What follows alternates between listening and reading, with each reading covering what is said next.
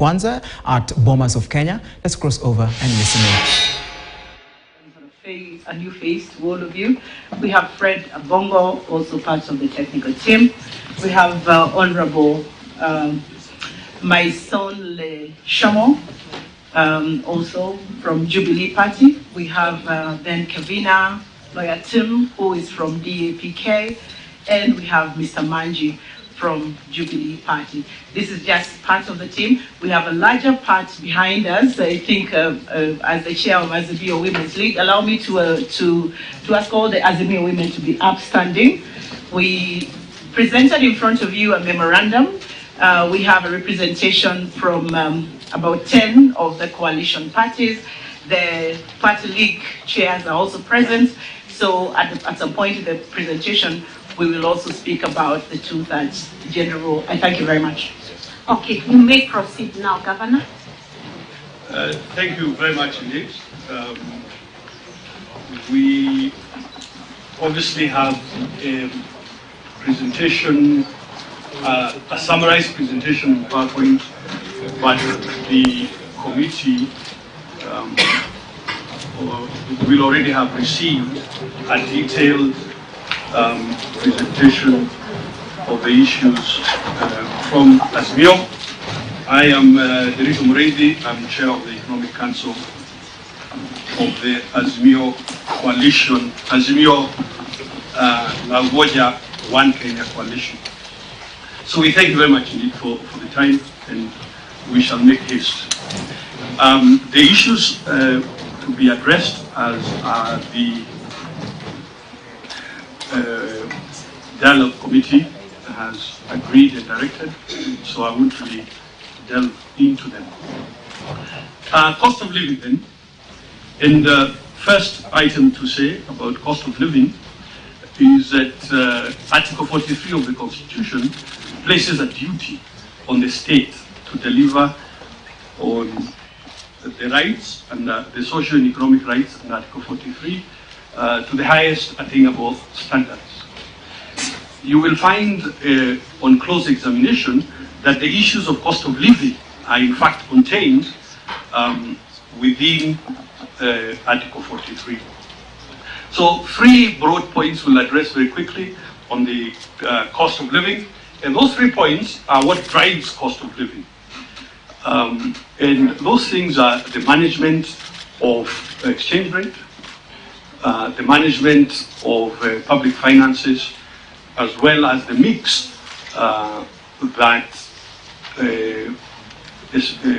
that is used to manage those instruments. On the question of exchange rate, I think what you will see on the slide before you is what has happened in the last 12 months. That the Kenya shilling has collapsed from 120 shillings to $1 to 150 shillings to $1 US. The effect of it, of that 25% depreciation of the shilling, that is transmitted directly to the cost of living.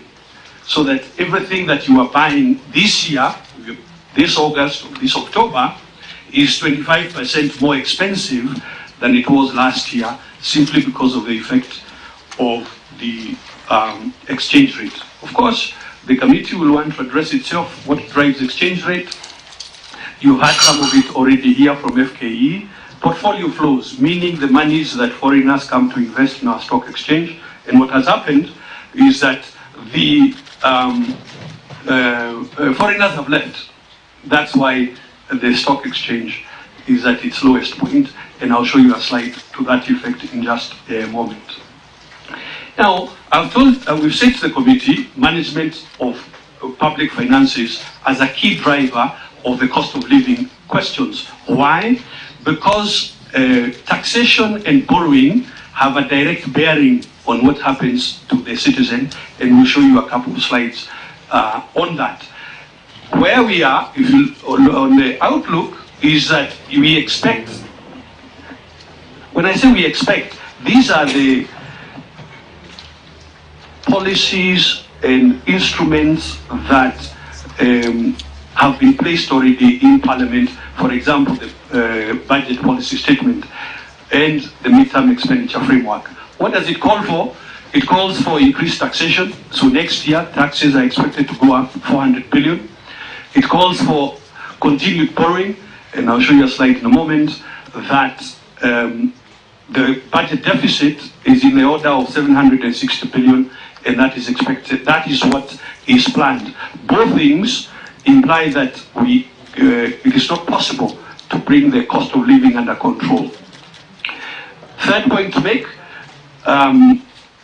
experts agree we are in dire possibility, we are in debt distress, and the risk of debt default is looming, and all those things show that in fact we are on a terrible trajectory. Is it only against the dollar that the shilling is losing ground? That's a chart that shows you what has happened to the shilling in relation to the Tanzanian shilling.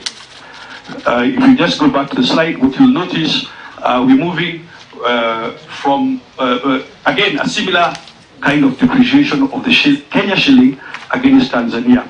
So that the argument that this is a global problem is not exactly global for every, what individual countries are doing has a lot to explain the cost of living for their citizens. Now, management of public finances is, honorable members, fairly straightforward. You make spending plans.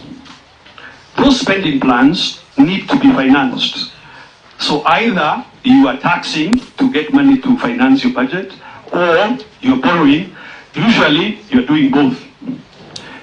What is the issue? Why is it difficult to bring the cost of living under control? Because the tools that are being used today are blunting economic activity. They are eroding confidence. Again, going back to why is the stock exchange performing so poorly? It is leading to the flight of capital from the securities exchange, and the mix of taxation and interest is not working. The big headline point there is the budget deficit of 768 billion this year, anticipated to be 760 billion next year. Where do you get that data? From the budget policy statement and the midterm expenditure framework. Those are the same numbers in a slide. What you will see there is continued increment of government spending, and if the committee permits, economists think about the cost of living or inflation as too much money chasing too few goods. So if you want to bring inflation down, then you have to slow down on expenditure. You don't accelerate expenditure. Now what the combination of policies is doing is to increase expenditure. Yeah? And you are increasing that expenditure by borrowing. So you are suffering a double whammy. Of course, you will ask us, how then can you reduce government expenditure? What can you do? Well, first of all, eliminate corruption and theft of public resources, eliminate waste, inefficiencies, and imprudent use of public resources. To give you an example, last financial year, last quarter of financial year, so June, May, April, or May, April, June of this past financial year, 193.4 billion went to domestic and international travel. Compare that, for example, to what is expected from the housing tax, which is 70 billion. Meaning, if we did not travel, we may not have needed to collect the housing tax. You could have financed it by just stopping excessive travel. When you look at social protection, which is being reduced, when you look at the resources to counties that are not growing, all of those things could have been resolved if we avoided excessive expenditure.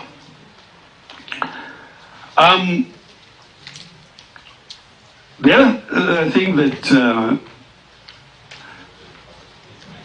happens when you're borrowing, the other thing that happens when you're borrowing is that, of course, you have to pay. So debt service, what is the issue here? The issue is that debt service is now 67% of actual tax collection. Okay?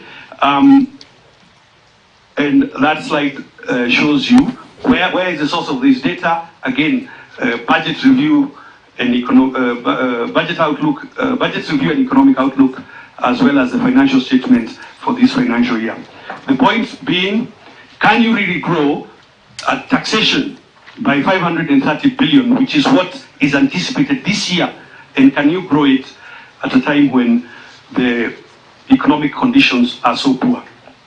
What is the effect of excessive borrowing? You squeeze out the private sector, and that is what that slide, again, from the quarterly economic review by Treasury, that is what it is showing you. That the spread, the difference between what depositors are being paid by banks and what government is paying those same banks to borrow that money, that's the spread, and what you see there, it is growing. The effect of it is to squeeze out the private sector. And I think FKE were before us, and they explained this point very strongly. This is what FKE was saying, that the Securities Exchange is now considered the worst performing. Not considered, that is what the data is showing, the drop being what is on the slide before you. Economic growth, because when you squeeze private sector to the corner, then there is no economic growth. And this is exactly what is happening. If you compare growth quarter to quarter, what you will find is that economic growth has flatlined. So with the exception of the COVID recovery in 2021, when you look at quarter two, basically it has flatlined. We dig deeper in 2 slides. What really, this inflation or this cost of living, what's inside it, what is driving it? That's the way it is. Food and fuel. So the policies we pursue must address food and fuel costs. But this is the outcome of what has happened in the last 12 months. And you can see that, again, this is a data and graphic from the Kenya Bureau of Statistics. Everything, with the exception of one item there, has gone up with percentages of between 7 and 60-something%. Same there with non-food items like fuel. What you will notice, in fact, this is 1 month old now. This is before the dramatic increase in fuel price this September. So those numbers can only get worse. I know we are fond of blaming international crude prices. That is not fair to anybody because it's not true. That is, and this data again, published by the Kenya National Bureau of Statistics, that is the way crude prices are behaving. They are on average 34% lower than they were last year. So it cannot be that they are the reason fuel prices are going up. What is to be done? We must stimulate production by reducing interest rates. We must reduce taxation on energy, on fuel, on food.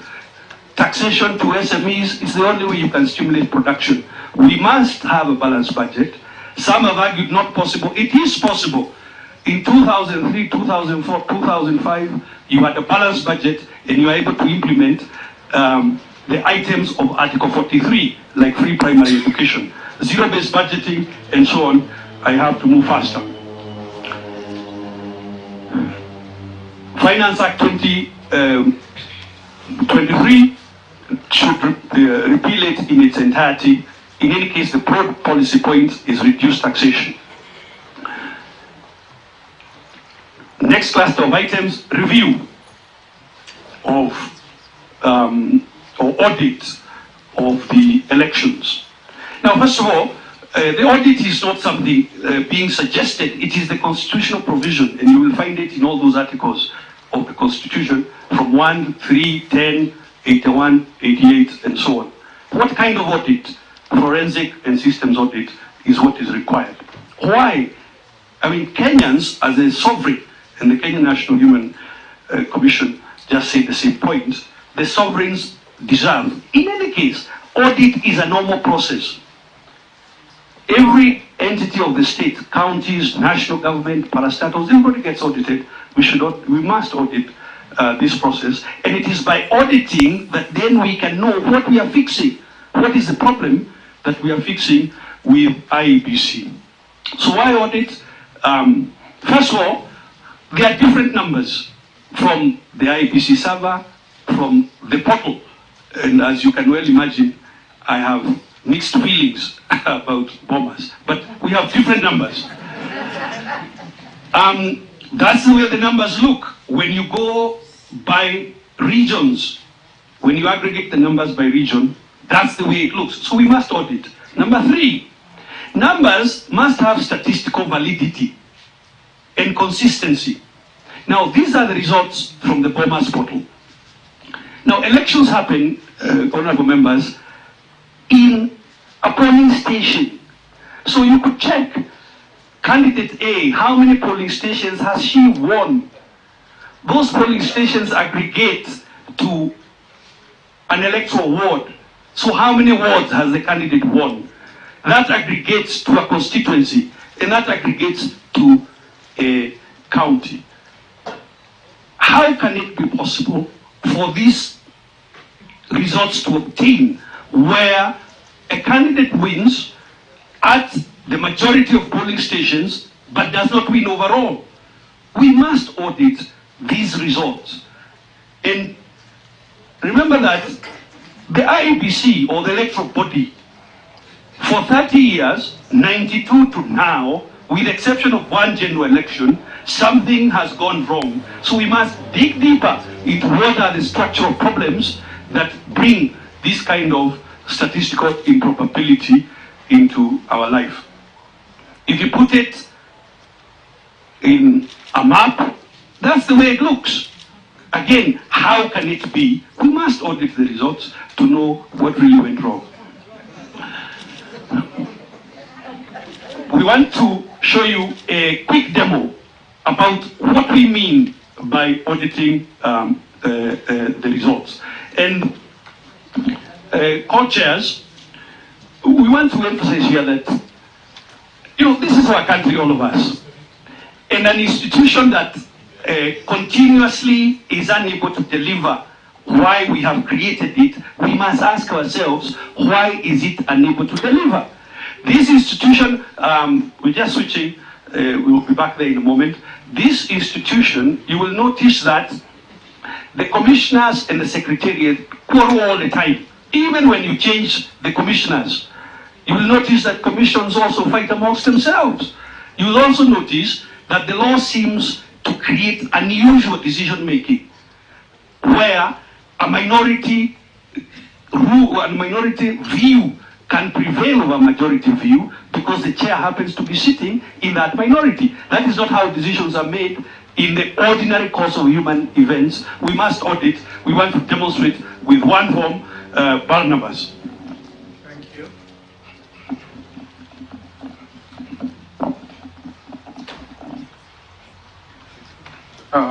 Thank you, honorable members.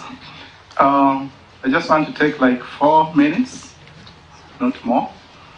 I've given you hard copies of some forms to check on, and we want to demonstrate something with them. First, you need to look at them and note that the prints are very small. Those prints are very small, but the signatures are there. That means people signed them, literally.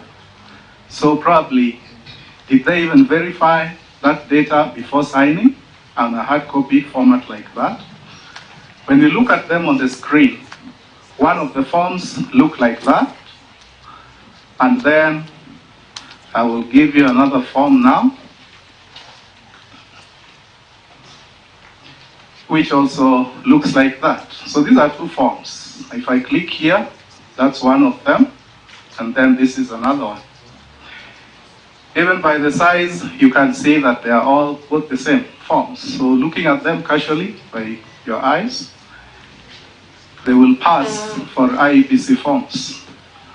One of them is obtained from the Bomas during the election results announcement, and another one is brought later on by the whistleblower who claims to work for IEBC. So we had to take that seriously and compare the 2 forms. So when we compare these 2 forms, we know that what authenticates a form in current technology, one of them is the barcode. If you scan that barcode, it will give you this value, which authenticates that that form, the barcode is correctly placed. When you come to this other form, and then you scan its barcode also, maybe on your mobile device if you decide to, then you will realize that it also gives you this. Apparently, the website that the barcode needs to point you to is pulled down and it no longer exists. So we have these forms and we were intelligent enough to pick them up while they were still online during the IEBC processes. The next thing that validates a form is the signature.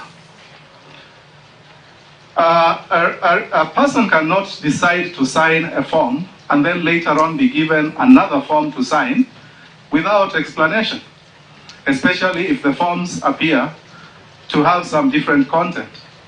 So in other words, the people who signed these forms probably just signed once and took off. So how come the two forms seem to have the same signatures again? We have these signatures and we have that signature. This is Japheth Omara and this is also Japheth Omara.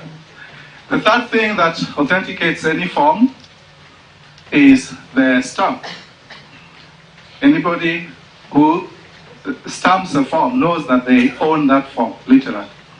So these two forms seem to have, again, the same stamp. But then let's look further. If somebody sends you inside to go check the content, you will take off and say, that's too much, I cannot do it. So we had to use another method of figuring out what the content entails.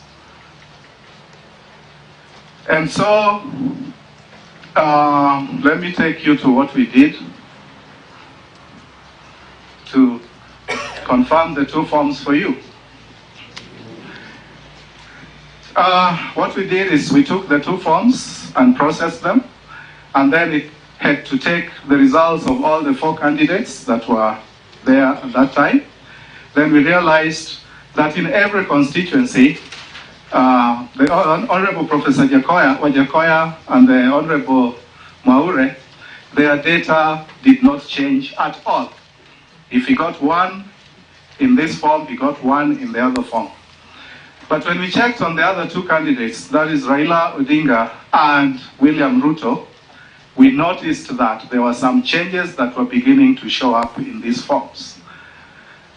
Remember, the IBC whistleblower did not carry this process out. We carried it out as Azimio to check what really happened. Now I want you to look at the last 2 columns. The last 2 columns gives us the differences of the votes between the 2 forms. So, if you look at this Maroni Primary School, room 1, Raila got 245 votes and Ruto got 73 votes from the whistleblower's data. Again, Raila got 245 and 73 for Ruto in the Boma's portal data. That gave us a 0 for Raila and a 0 for Ruto. So using that method throughout, we run through this form and then we start noticing differences. We come to this particular station and then we realize that here in the other form for the whistleblower, Raila has 223 and Ruto has 134. And in the Bomas portal, Raila now has 123 and Ruto has 234. That you cannot even verify from that small thing form that is being given to you. Those fonts with the just raw eye, you cannot even read them. But the system read them for us and gave us that.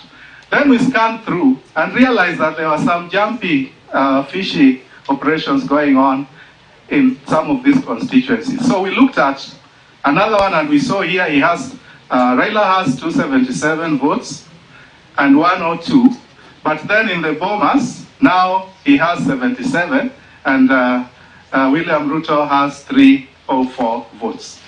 Now when we take that throughout, we notice that in this particular constituency, Raila now has negative 550 votes deducted from him, and Ruto has 550 votes added to him.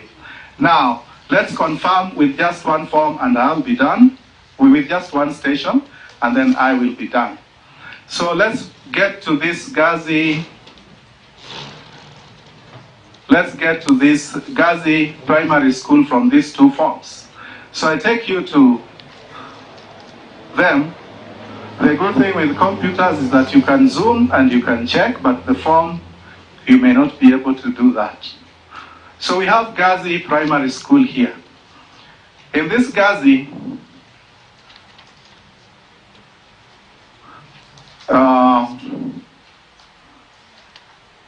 I guess this one, this is 223, and this is 134. But when we come to this particular form, and we go to the same station, which is Gazi,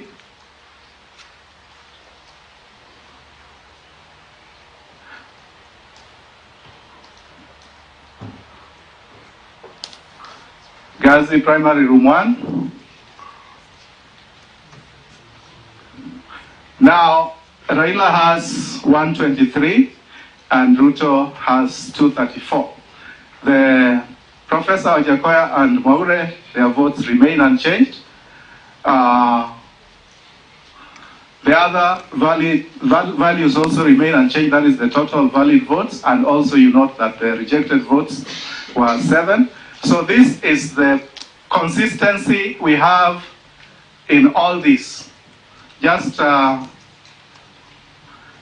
check, this is the consistency we have in some of the constituencies, and other constituencies there is nothing that happened, and that is where the total votes that you see in the final analyzed result gives us 8 million in the Bomas in the server. Point of order, Chair. Yes. When we listened to all the other presentations, we were strict on time. So far, this team has done. I am done actually. 8 minutes. I am actually done. It doesn't matter. People can help you, can do what. Those are facts, and that's the truth. We were all guided.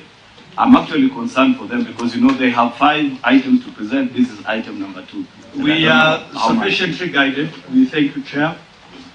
Now, the next slide coming your way will just point to when we say audit, what is the tapestry, what does it look like to audit the elections results, so that we are quite clear that it involves not just the polling station results, it involves transmission, it involves the audit, involves the responsibilities of all state actors in the process.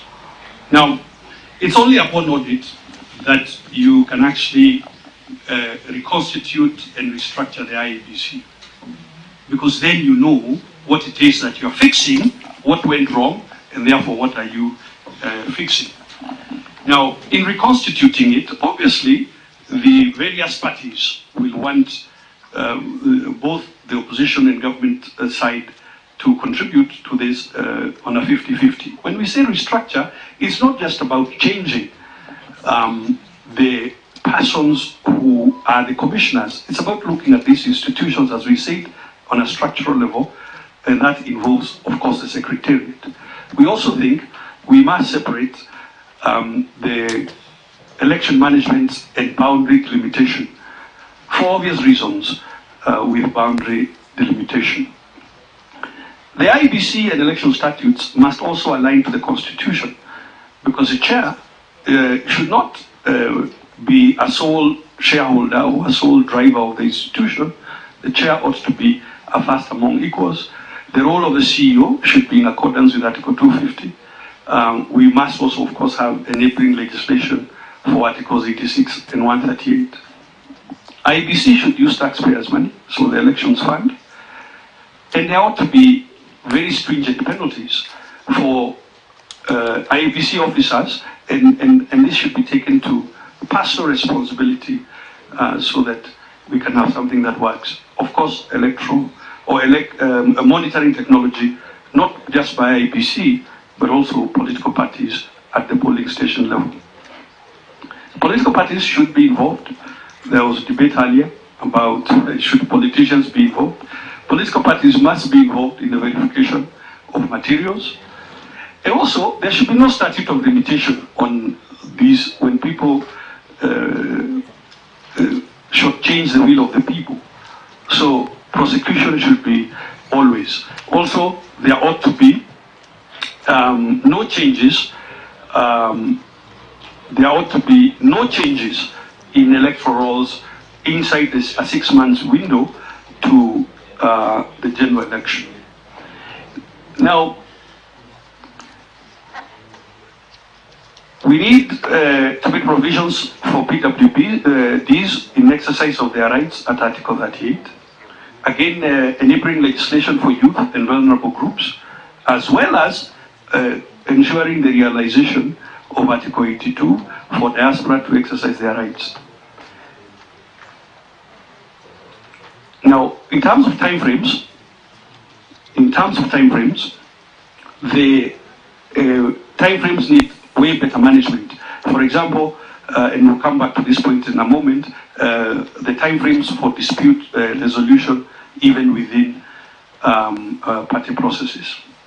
I want to move to the fourth cluster of issues, governance and the rule of law.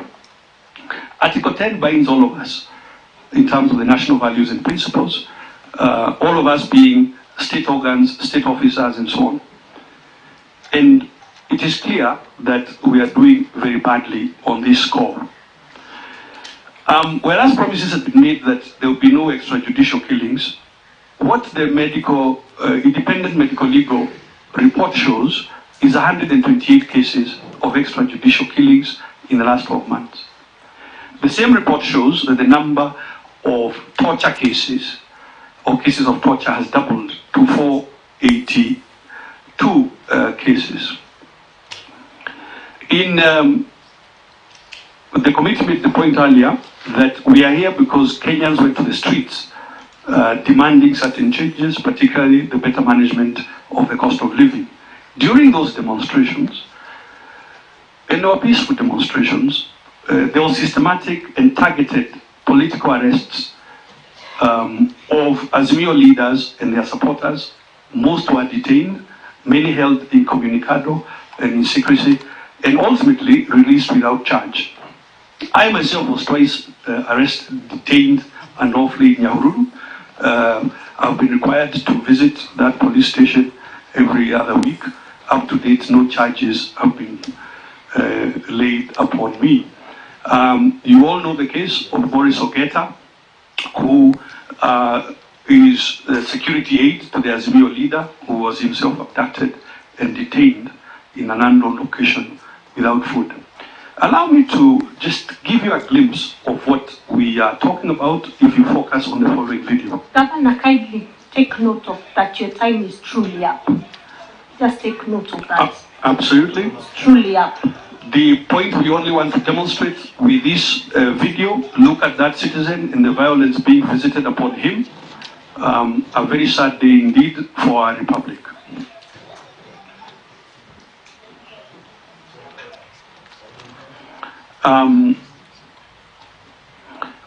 Again, this next clip shows you what happened to a young man called John, and we will show you in just a video. Suffice it to say, ultimately, John unfortunately passed on while being treated in ICU. I'll pass given time, but again... Yeah, let's agree that we can look at that later. Yeah, absolutely. Please finish. In our own records, it is 92 persons who are shot dead, not 72. And of course, there have been selective treatment of Kenyan citizens. Recently, there were protests in Uasin Gishu, and no police violence was visited on the citizens there. Again, on police brutality, if you focus on the image on your screen, you have to ask yourself, is that person holding a firearm, is he or she a police officer? And what is their role in a scenario with demonstrators? Why are they there? Again, on governance, we've seen a systematic dropping of corruption cases. one cannot help but believe coercion is in play, that members appointed to government find their corruption cases dropped by the DPP. There's been a complete contempt of ethics. For instance, recently, persons were pardoned under power of mercy with no consideration whatsoever of the victims or indeed following the rule of law. Threats have been made to the judiciary and to judges themselves, in direct violation of the Article 166 that guarantees their independence and protection. We have seen subversion of the course of justice. A case in point is what happened at Mumias, where individuals were told that there are only three options: jail, deportation, or heaven. And Kenyans, of course, subsequently coined Mambo ni Matatu out of that. We have seen undermining of the Senate. This continues, particularly with the question of the Finance Act and the disregard of Senate. Remember, the law is that everything that touches on counties must involve the Senate. On the question of inclusivity, two quick points to make here. Only 13% of the PSs are women, and that clearly cannot be what the law contemplates. In addition, more than 50% of the slots go to two regions, being Central and Rift Valley. I'm rushing because of the urging of the committee. No, your time is truly up, Governor. It's not a question of rushing. I think it's time he stops. Yeah. And therefore, what we recommend on inclusivity,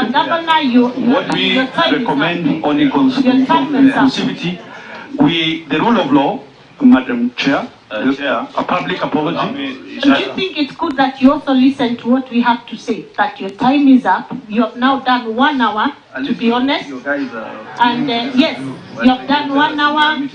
And we had agreed that each team gets a maximum of 30 minutes. You've now done 1 hour, and you're clearly far from finished. Yeah, so I think we'll be allowed to ask questions. We are not far from finished. We are not far from finished. Let's urge that you wind up. You see, Chair, just before that, allow me to register a protest. And as you register, Aaron, yeah. I think the country has taken cognizance of the fact that this is the main complainant. So clearly, we should be able, as a healing process, I want to suggest, listen to them.